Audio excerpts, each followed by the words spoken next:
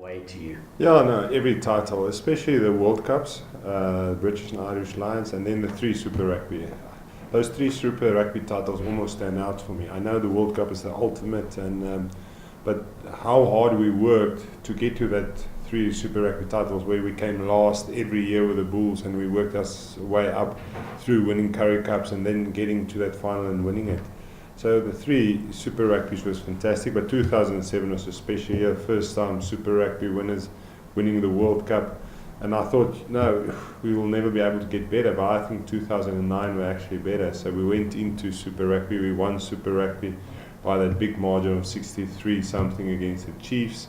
Then we went on and we won, we beat the British and Irish Lions, we won Tri-Nations, then we came back to the Bulls, we won Currie Cup as well. So that year was just an amazing year, and to win all those titles in 1 year and to be the holder of all the trophies that we could have been at that stage, the Currie Cup, Super Rugby, British Irish Lion, Tri-Nations and World Cup at the same year, was just fantastic. So that year was pretty special.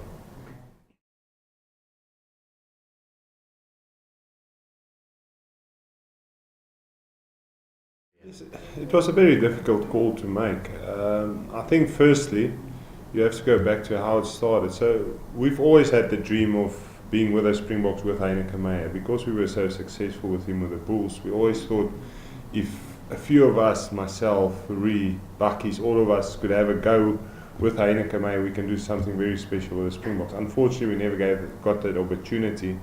But then I retired, and a month later Heineke got the job as Springbok coach. And the first 2 guys he called was, he first called Fourie and asked him will he come back from Japan, and Fourie were pretty keen, and and then he called me as well and asked me if I wouldn't come back just for 2 years to almost help the guys, just to understand the way you do things, to almost give it like a easy flow into the new players to take over. And I said to him, Heineke, I'm retired, but you know what, it's you, like my wife said, I'll jump to the fire for Heineke.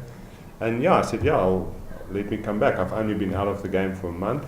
Unfortunately, back then, with the whole doping regulations, I was out of the doping pool for like a month.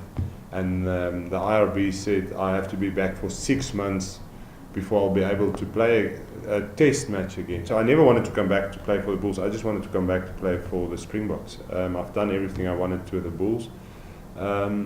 So we've tried to get past that, and unfortunately with the regulations I couldn't play Tri-Nations that year. And then I said to Heineke, if I can't play Tri-Nations now, then it's stupid for me to come back. And we put that on the back burners, and a year later he called me again and said, Victor, I still want you to play, but now I think you can go right up to the World Cup. And I said to him, Heineke, we still got this thing. So we started putting myself back into the doping pool.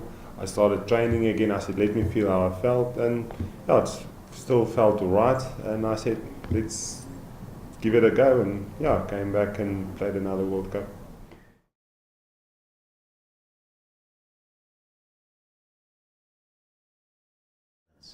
Yes, I think as a rugby player you always think you're very busy, but when you get after rugby you actually see there's so much time that you actually waste, where you can do something to get yourself ready for life after rugby. And I also think the guys are earning good money at the moment. If they invested well, if they invested conservatively, I think they'll be in a good place. And I think a lot of the guys know they need to look out for what's happening after rugby, but then they try and invest with people that tells them all these big stories and promise them all these big promises. I think if you just take your money, take it to someone that knows what they're doing, a big name in the industry, and just invest it conservatively, then they'll be all right after rugby.